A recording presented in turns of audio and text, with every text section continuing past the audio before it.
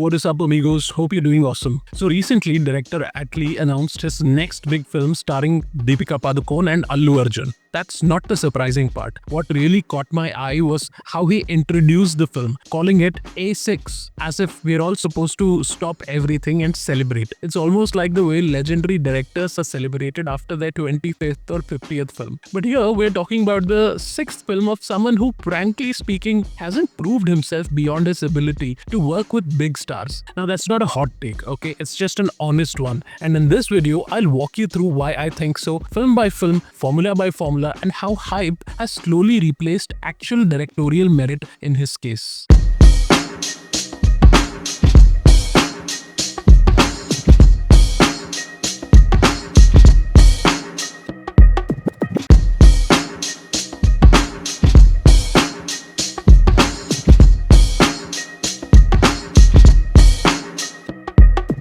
Let's go back to where it all started. Raja Rani. I'll give him this. This was a good debut. It had emotion, it had sensitivity, and it handled heartbreak and healing in such a mature and engaging way. I really liked it.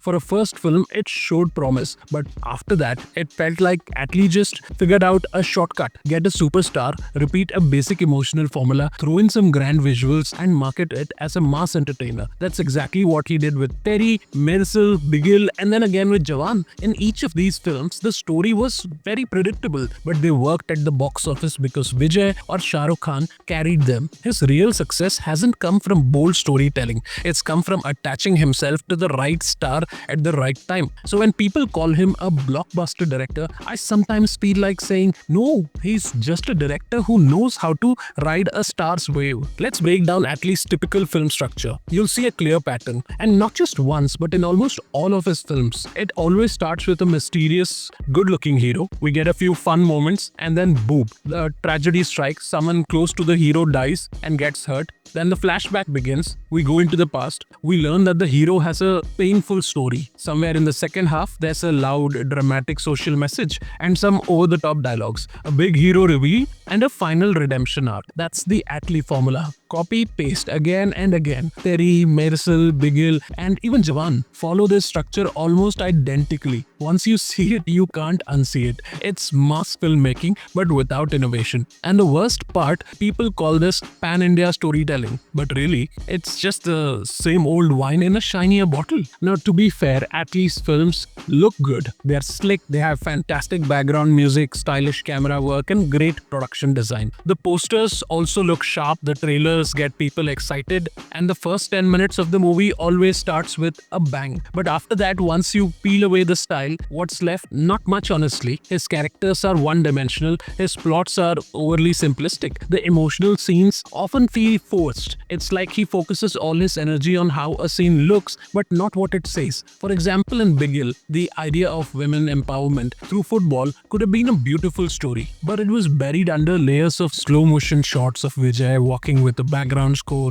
blasting. We barely get to know the female players. Same with Jawan. Great stunts, cool visuals, but ask yourself, were you moved by the story or just entertained by the packaging? Now let's not pretend. Atlee's films work because of the actors in them. If Theri, Mersal or Bigil didn't have Vijay, would they be hits? Probably not. Take Jawan. It's one of the biggest blockbusters of the decade, but let's be honest. We went to watch SRK, not Atlee. It was Shah Rukh's comeback. It was his presence, his double role, his dialogue delivery that won the crowd. Atlee was just smart enough to give him the stage. In fact, Atlee's direction often seems like it's built around the actor and not the story. It feels more like fan service than filmmaking. And that's not a crime. But then don't expect us to call that great direction, because if you remove the star from the question, the entire film falls apart. And that tells you something. The actor is doing the heavy lifting, not the director. Now let's come back to this A6 branding. When I first saw it, I honestly laughed a little, maybe chuckled.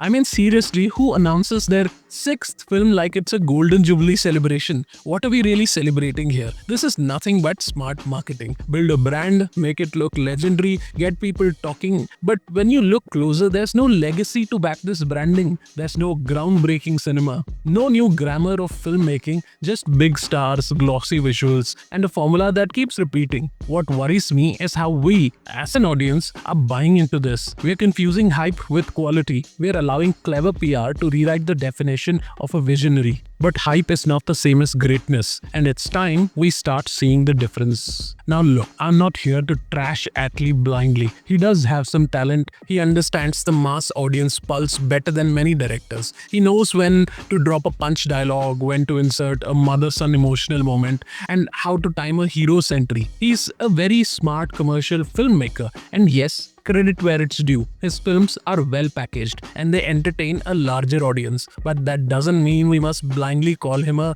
great or a legendary director. There's a difference between a crowd pleaser and a true storyteller. Atlee falls into the first category. He's a showman, but not a craftsman. Yet. Now, to be honest, the problem is bigger than just Atlee. He's just a face of the trend that's taken over Indian commercial cinema. A trend where style is winning over substance, where marketing is louder than the movie itself, and where hero worship replaces actual storytelling. Directors who take creative risks or try something new are often ignored, while filmmakers who repeat the same formula with a superstar are celebrated. And we, the audience, are also responsible for this. We let hype guide us. We watch trailers, not scripts. We cheer for slow motion walks instead of strong writing. And when that happens, cinema suffers. So this new Atlee film, A6, might become another blockbuster. It might break records again, but before we celebrate, let's ask the real question. Has he truly earned this legendary treatment, or is this just another glossy box with the same old content inside? I'm not saying Atlee should be cancelled or insulted. I'm just saying let's stop crowning people before they've actually run the race. Forget winning. Because when we praise too early, we lower the bar for what's truly great. And directors who actually deserve it, those who are trying, experimenting, pushing boundaries, they get left behind in the noise. Let me know your thoughts in the comments. Do you agree with me? Do you think Atlee is overrated? Or do you think he deserves all this hype? Thank you for watching us today. Take care. Stay awesome. Bye-bye.